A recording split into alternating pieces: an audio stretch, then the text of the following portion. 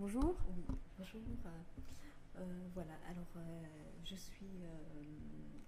étudiante à la Sorbonne, je prépare un doctorat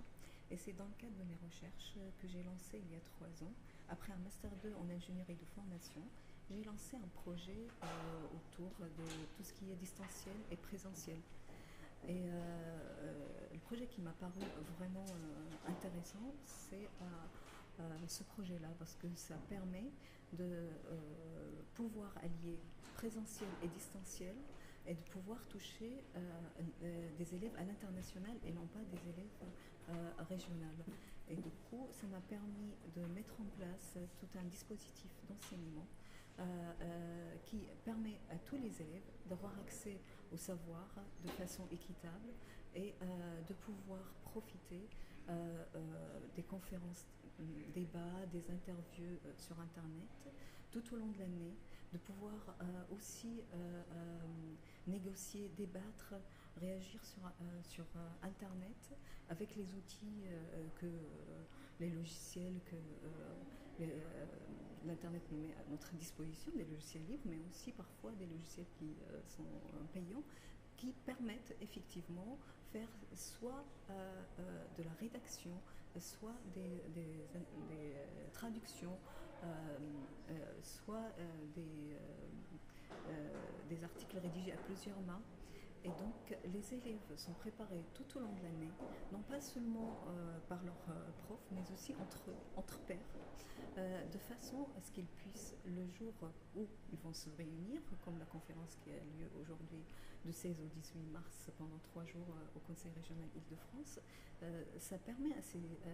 élèves-là de se préparer en amont, en présentiel, 2 fois par semaine, et puis à distance tout au long de l'année à travers des logiciels comme Comment ou Frampad ou à travers parfois des Paperly qui permet de mettre les actualités au service des élèves, c'est de la veille informationnelle, ou bien NetVibes aussi, et on a bien sûr une plateforme. On a commencé par la plateforme de formation à distance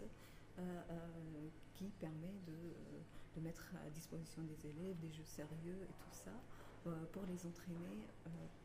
pour tout ce qui se passe pendant la conférence que vous avez, auquel vous avez pu assister. Et du coup, il y a toute une idée d'éducation à la citoyenneté, à des sujets donc, de l'environnement, de la santé. Donc c'est l'idée première, c'est que on se sert de tous ces moyens, ce ne sont que des moyens pour arriver à notre objectif premier qui est former l'homme. Je cite Jean-Jacques Rousseau qui dit vivre est un métier que je veux lui apprendre. Il ne sera, j'en conviens, ni prêtre ni magistrat, il sera premièrement homme. Et donc c'est cette idée-là qui nous a poussé à mettre en place, nous en tant qu'équipe pédagogique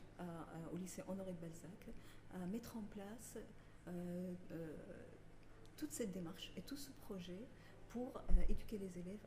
à la cité, à la citoyenneté, pour leur permettre d'aborder des sujets vraiment d'actualité et non pas des sujets, mais en ayant conscience de l'histoire.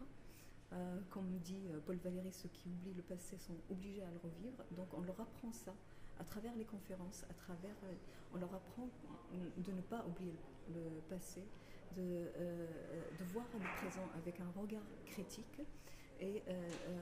d'essayer de questionner le monde d'aujourd'hui sur toutes les questions qui sont posées et même de ne traiter que l'actualité. Vraiment des choses d'actualité, mais bien sûr en ayant à l'esprit comment ça s'est passé dans, dans l'Antiquité aussi, mais aussi dans les histoires